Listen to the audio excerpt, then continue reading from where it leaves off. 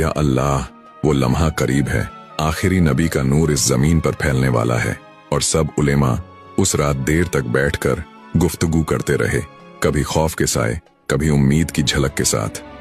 मक्का की वो रातें जब आसमान पर सितारे झिलमिलाते और रेगिस्तान की खामोशी एक अजीब सुकून बिखेरती। इन्हीं दिनों में अब्दुल्लाह और बीबी आमिना का घर आना अल्लाह की रहमत का मरकज बनने वाला था। हजरत अब्दुल्लाह सफरे शाम पर निकल चुके थे। घर में हजरत आमिना अपनी तन्हाइयों में अल्लाह को याद करती, मगर उनके दिल में एक अजीब सा सुकून भी उतरता जा रहा था। फिर वो घड़ी आई जब अल्लाह ताला ने अपनी कुदरत से सैयदा आमिना के पेट में नूर ए मुहम्मदी सल्लल्लाहु अलैहि वसल्लम दाखिल किया।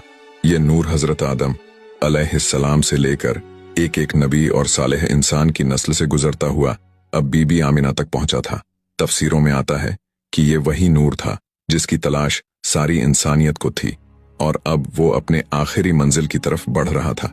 जब ये नूर आमिना के पेट में आया तो उन्होंने फौरन महसूस किया कि उनकी हालत आम औरतों जैसी नहीं रही। उनके दिल में एक अजीब किस्म की ताजगी और दिलासापन था। वो कहती, जब से ये नूर मेरे पेट में आया तो मैंने ऐसा महसूस किया कि जैसे पूरी दुनिया नूर से भर गई है। रिवायतों में आता है कि बीबी आमिना ने अपने हालात बयान करते हुए फरमाया, जब नबी सल्लल्लाहु अलैहि वसल्लम मेरे पेट में आए तो मैंने एक नूर देखा जिससे सीरिया के बाजारों कसर बूसरा, जो शाम का एक मशहूर महल था, उस तक सब रोशन हो गया। ये कोई ख्वाब न था बल्कि हकीकत थी। उनका दिल कहता था कि मेरे जिस्म में जो मौजूद है वो कोई आम इंसान नहीं बल्कि अल्लाह का चुना हुआ है। उस वक्त हजरत आमिना को थकान या बोझ का एहसास न होता जैसा कि औरतें आम तौर पर महसूस करती हैं, बल्कि वो कहती कि मेरी हालत ऐसी है मानो कोई मुझ पर निगहबानी कर रहा है। मेरा बोझ हल्का कर दिया गया है। अल्लाह की तरफ से रहमतें उनके चारों तरफ मंडराती।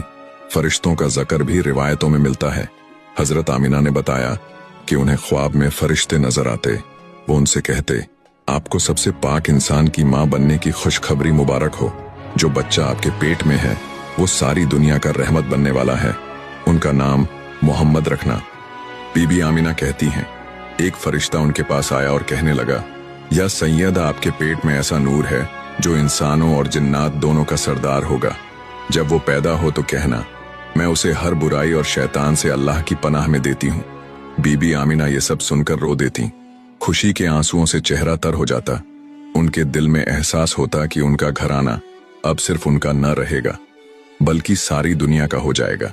एक और अजीब मोजज़ा ये था कि उनके पेट में मौजूद नूर की वजह से बीबी आमिना को जो ख्वाब आते वो सब सच्चे साबित होते।